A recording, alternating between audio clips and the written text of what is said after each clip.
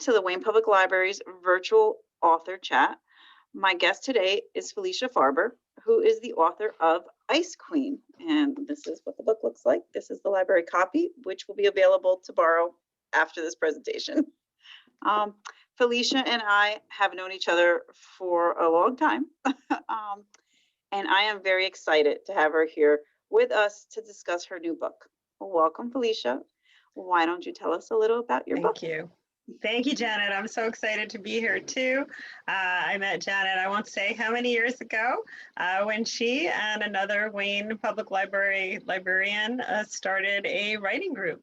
And I joined that group, and that was my inspiration and my beginning. And that really is why I'm here today. So I attribute all of my publishing success always going back to Janet. So thank you. Yes. Yes, I remember the first meeting of the group, and I remember Felicia came in and she told us that she had the idea for a YA novel, and I was so happy to see that it was published, and I had the opportunity to read it in the last week, and it is a very good novel. I loved it, and I told you that. Thank you. I will start with, what inspired you to write? Or how long? Just to write to begin with, or to write this book? Both. Both. Well, to begin with, that goes back to you again. I've always had story ideas in my head, but career-wise, I never really had the time to sit down and write anything. And I really didn't when I met you. I still had little kids and still working. So it's taken many years to get to this point where I could actually write and complete a novel. And the one that I began, that idea of the YA book, when I first came to the Wayne Writers Group, was actually for a story that had to do more in my own head with drunk driving and things like that, and other teen problems. But again, because of life commitments, I had to put it on hold for many years. And then when I went back to it, I had on my radar the idea about writing something having to do with sexting and cyberbullying, because that had become so prevalent in our society these days. And what inspired me for Ice Queen, for this particular book, is that my kids were very into soccer, and I was at a soccer game for one of my kids on the sidelines, and one of the dads I was friends with was very upset. So I asked what happened, and he said that he had the police come to his place of business to question him and potentially arrest him on sexting charges. So of course, I asked what happened. And apparently his teenage son, who was one of my son's best friends, couldn't have been more than 11, 12 years old, during the summer was at a lake in a bathing suit and took a picture of the top half of himself. So you couldn't see the bathing suit, but you saw his upper body. And he sent it to this girl that he liked. And I guess she didn't like him very much because she showed it to her parents. And they called the police and sent it to the police. And the phone, of course, for children is in the parents' names. So the police went to the father's place of business for sending a potentially sexual image of a minor. Anybody who is under 18 is considered a minor, and these pictures can be considered under our laws today to be considered child pornography, which is totally crazy because kids everywhere are doing it. Over half of teenagers admit to sexting. So I was, completely astounded by this. And so that is when I started paying attention to what was happening in the news and seeing more and more cases, which more than often were happening to young females who liked a guy, and the guy said, well, send me a picture, of you nude or partially nude. Or there were revenge porn cases where a couple broke up, even though the pictures originally were sent consensually, and then later on, somehow after they broke up, those pictures got circulated publicly, and they would become news items. And so that is what prompted me to write this book, knowing that under our laws, these teens who are sending these pictures around could end up getting prosecuted as child pornographers. And most people don't know that. So I mean, that's an amazing story, I have to say, that an 11-year-old at the beach, when it's a boy and they're usually not wearing a shirt, that would be construed as sexting. That's amazing to me. anything, even sexy language, a link to a video, anything at all that's sexually related can be considered obscene under our laws. And children can be potentially prosecuted. And that's very, very scary because they don't know that, adults don't know that. And most people who read my book, which is actually, a suspenseful romance story, but it weaves in, the sexting and cyberbullying. So you learn about it. So when they finish, they say to me, I didn't know that. Almost everybody.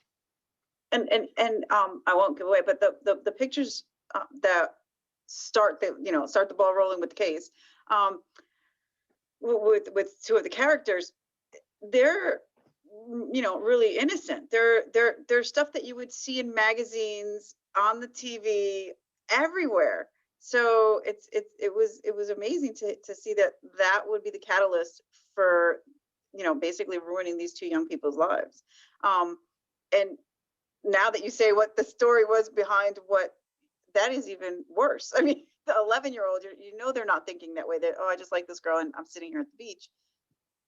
And exactly. And so for those who haven't read my book, Ice Queen, or who aren't familiar with it, the premise is about two high school juniors, a girl and a boy, who get caught up. They're innocent. They have no idea what's going on, and they find themselves in a sexting scandal. And they're really true to life circumstances that can happen to anybody, but I created the story through fictional characters so you could see what potentially could happen to them. And it gets even worse from the initial incident that gets them both in trouble with the law is the girl in it, Blair Evans, can't get out of it. And then more cyber attacks occur later on. And so my book is somewhat of a mystery where she has to figure out, where are these coming from? How are they doing it? Who's doing it? And stop it and save herself from going to jail. Absolutely, it held my attention all the way. I didn't see the end, how it all played out. I didn't see it coming. So great, thank you. Say,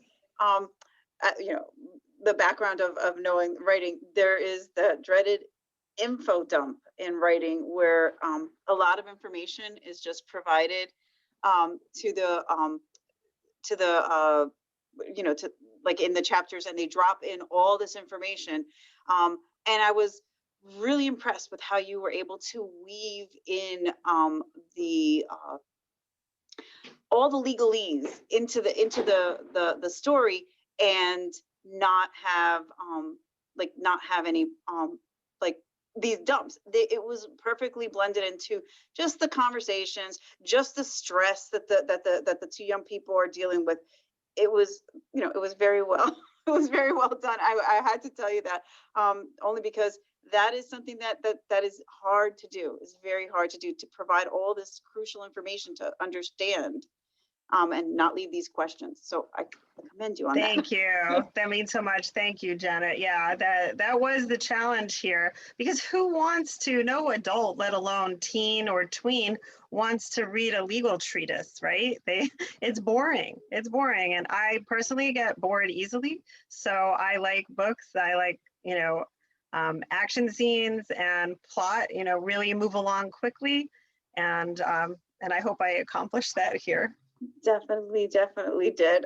I think one of the questions I had for you was about Clotting and Characters. The characters, I also wanted to say, I really, love the band of teens and how they all got together, and how they all got along with each other, or didn't get along with each other. Some of them didn't. And it was, it was very true. That's what I wanted to tell you. So the character development, where did you come up with these characters? Any inspiration? Family, friends. No, no, actually, they just popped into my head. And then once I create a character, they become real to me and they take on a life of their own. So I think every author gets asked, like, was that you? Was that about you? Or was that about me? Or, they always say, be careful what you say, you can end up in my novel. But it wasn't that way in this book at all. These are just, again, completely fictional characters. And yeah, that makes me so happy when I get the feedback that they seemed so real, because they were real to me. And any writer wants to make your characters three-dimensional. So that the people reading really feel that they know them personally. Yes, well, you did a very good job Thank of you. that. Thank you. What was the most difficult part of writing the book for you? What?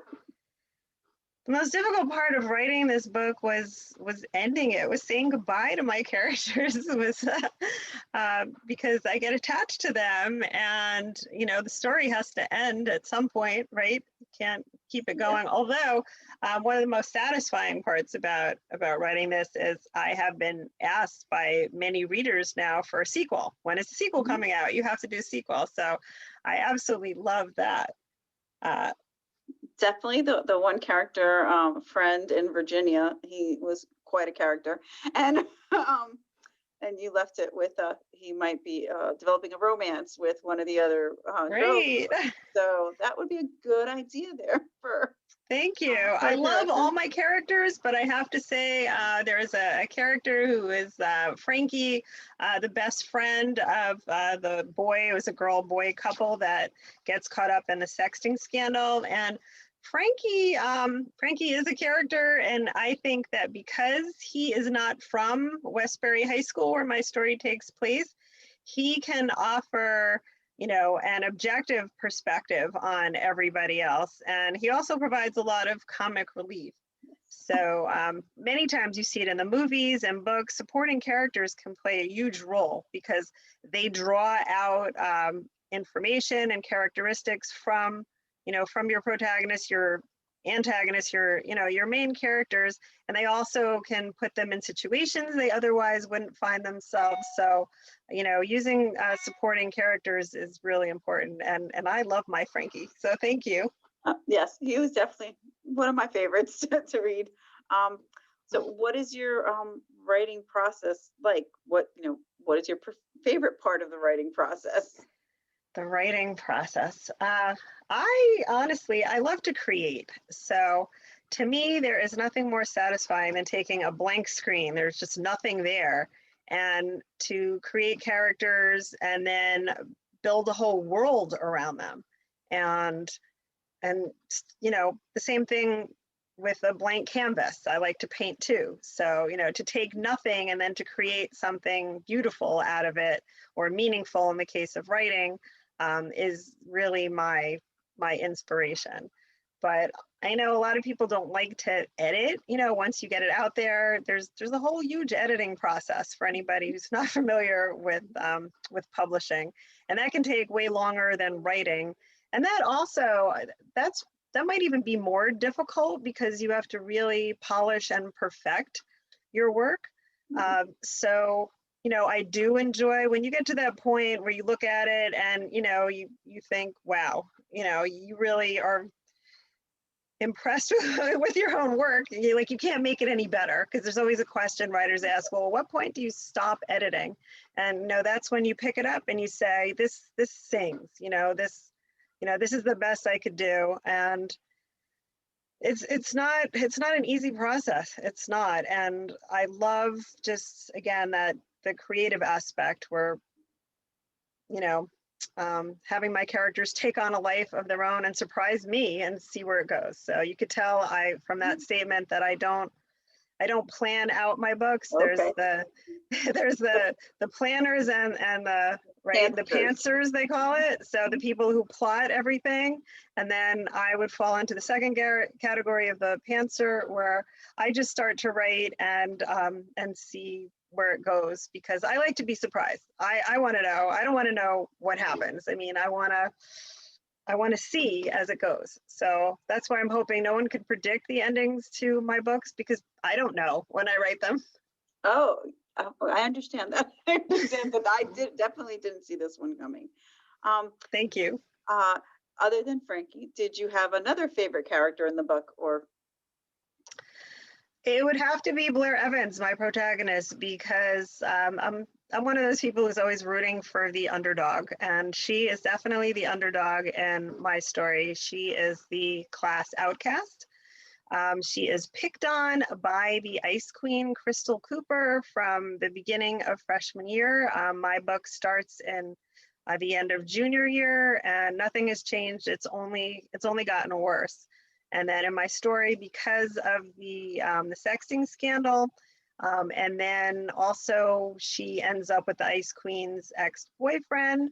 That puts her right in the crosshairs of the Ice Queen, and the Ice Queen and her posse come right after Blair, and life gets really, really difficult, because even in the legal battle now, Blair's lawyers and David's lawyers are pitting them against each other, and the Ice Queen wants her boyfriend back, and obviously that causes a problem with Blair and David, and she has to deal with the prosecutor because she's brought up on these charges. She might go to jail.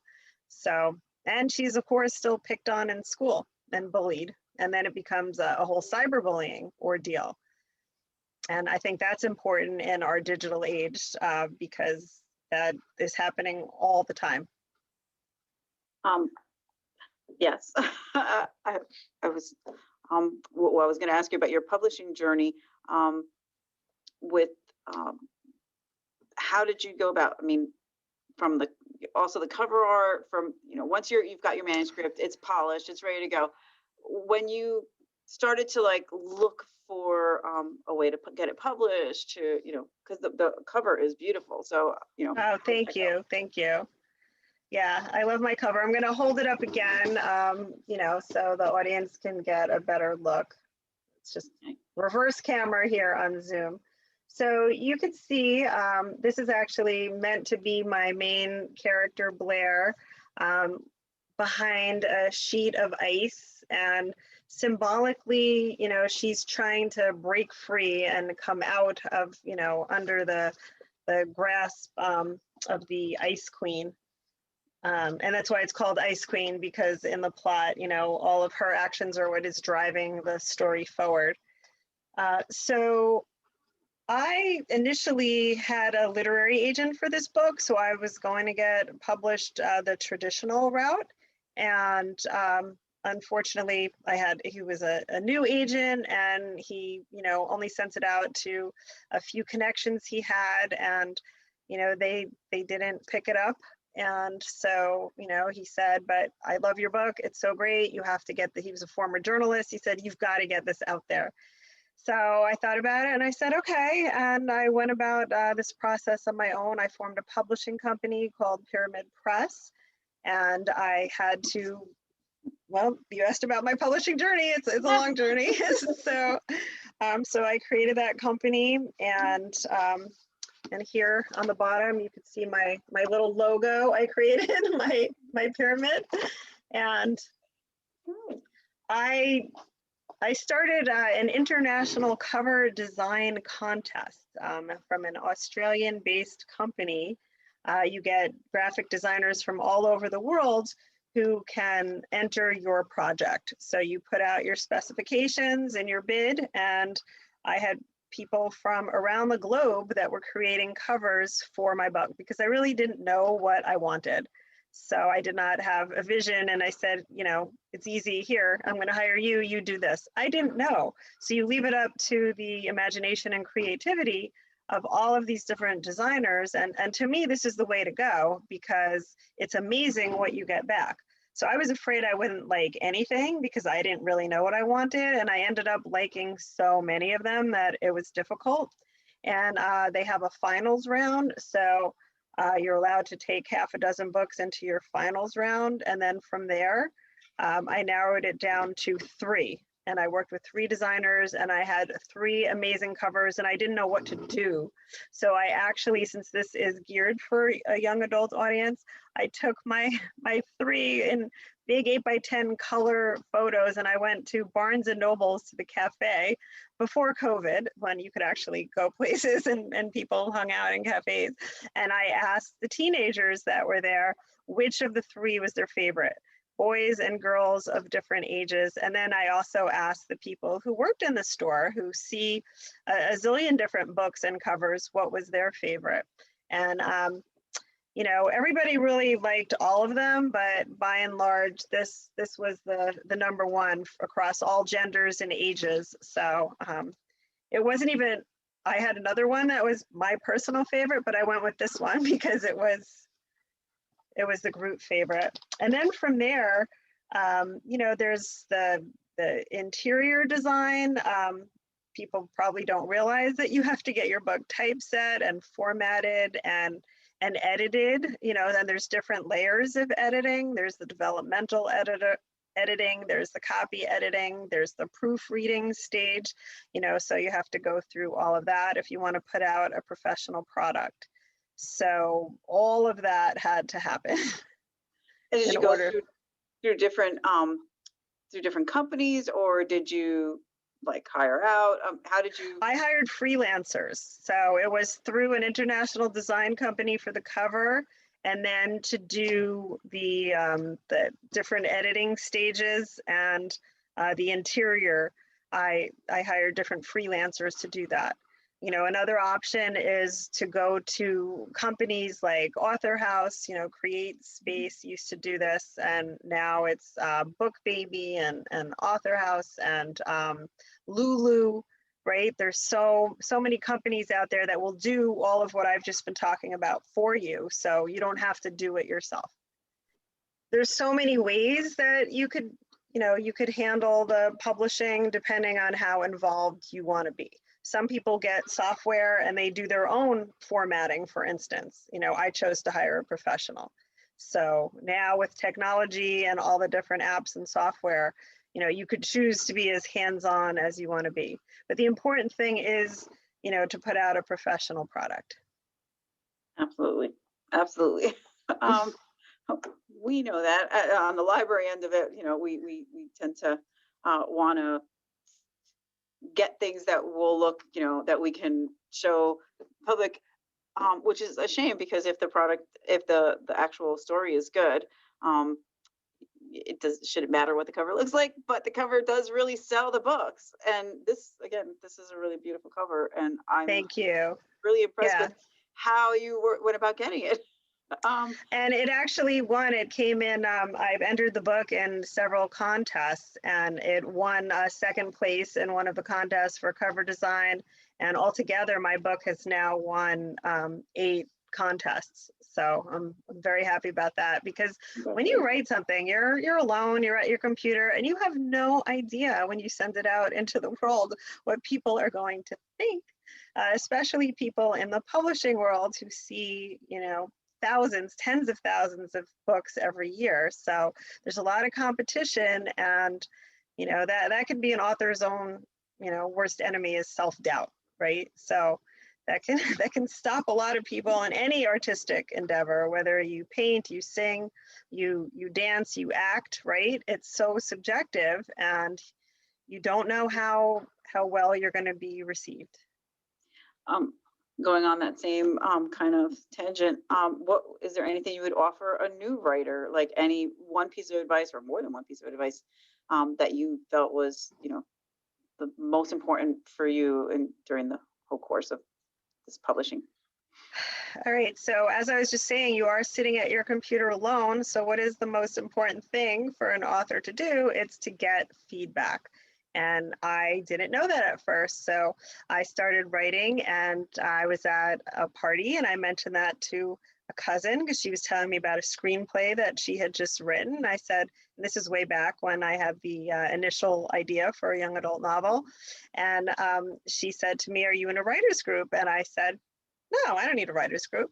And she said, "So you don't have any feedback? Who's read your work?" And I'm like, I'm a good writer. I don't need anybody to read my work. And she said, Felicia, you have to have feedback. You have to have a writing partner, a critique partner. You have to have a group, because you can't just write in a bubble in isolation. And I thought about what she said, and then when I saw the ad for the Wayne Public Library group, and I went, and that was the beginning, and I understood exactly what she meant and the value of feedback, and she was 100% correct. So that really, really is important for anybody who is starting out or experienced. It doesn't matter whatever level you are. You do need to have other people who read your work at different stages. And if you've heard the term beta reader, those are the people when you are done and you have a final finished product. The same people who have been with you through every chapter can't be your beta readers because they know your story and the ins and outs. They're not looking at it with fresh eyes for the first time objectively to see what is a reader, somebody, a stranger just picking it up, what are they going to think of it? Those are your beta readers, people who are looking at it for your first time and will hopefully give you their honest assessment of the book.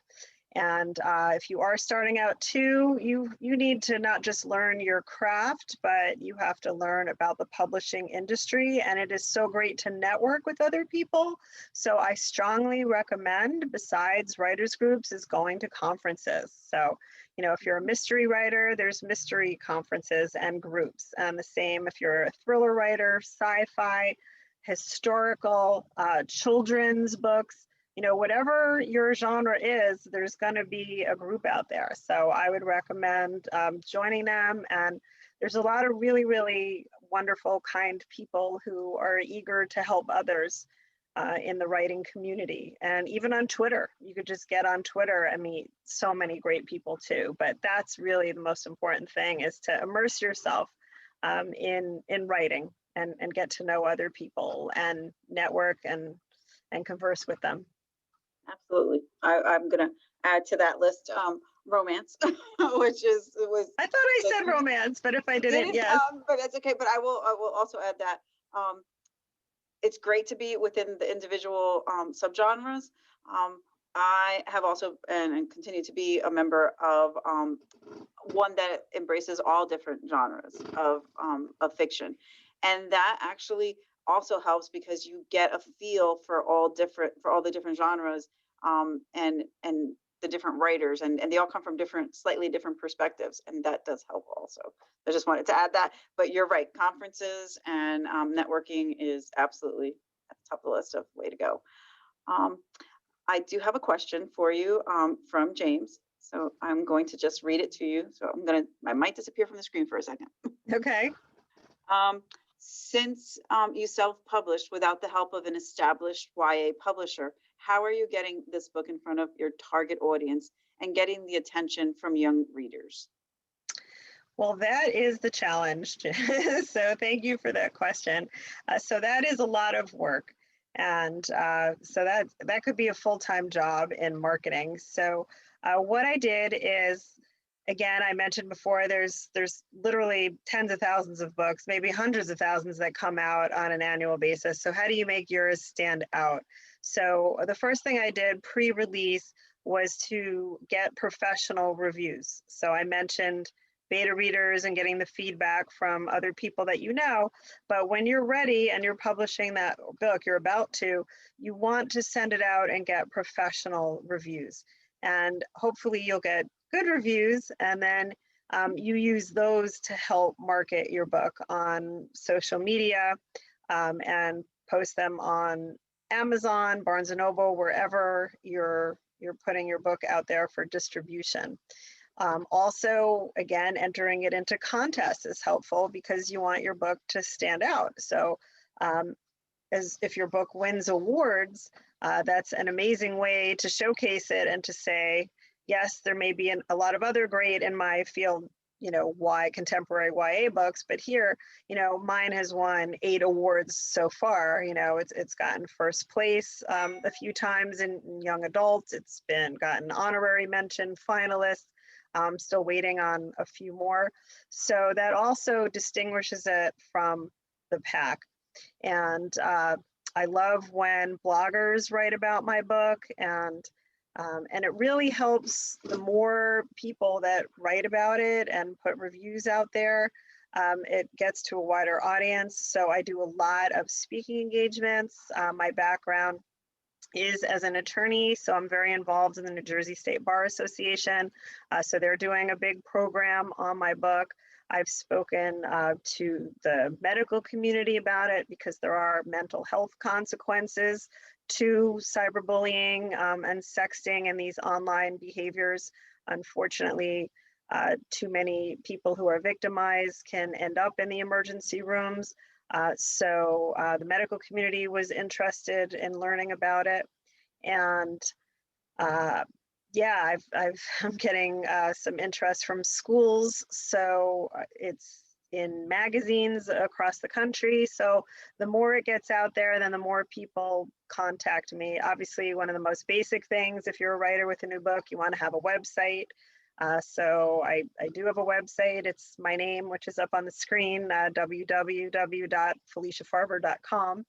If you'd like to learn more about it, see my website. If you want to reach out and send me a note, I love to talk to my readers and answer questions. So there's a contact page there at the end of the website. So I'll be happy to get back to you.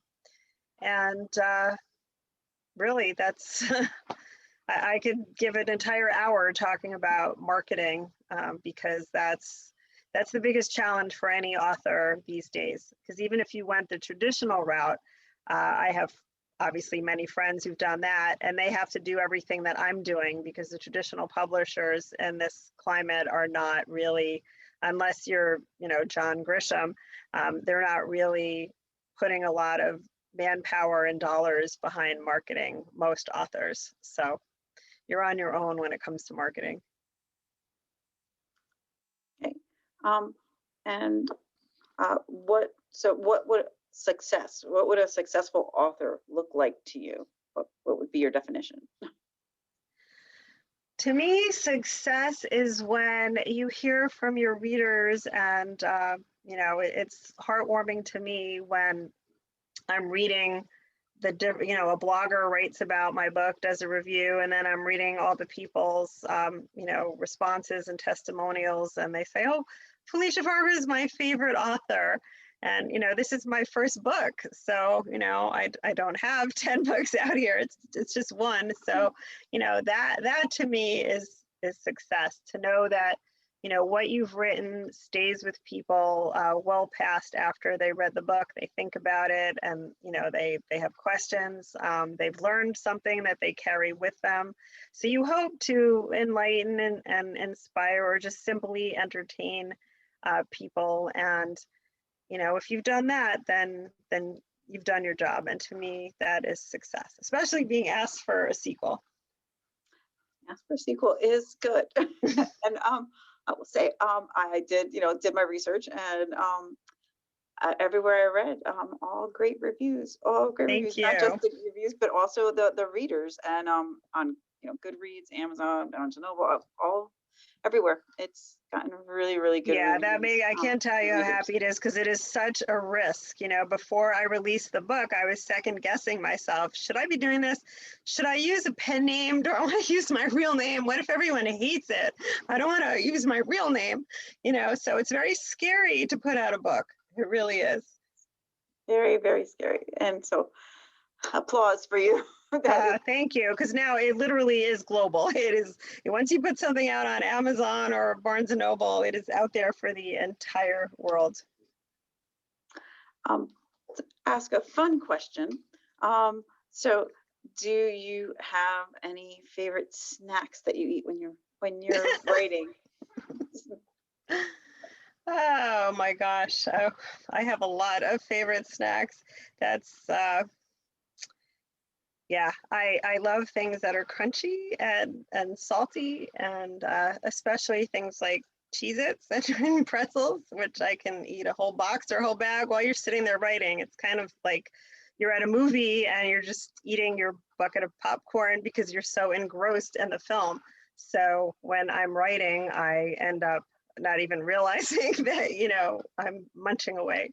So Yeah, it's the same concept there.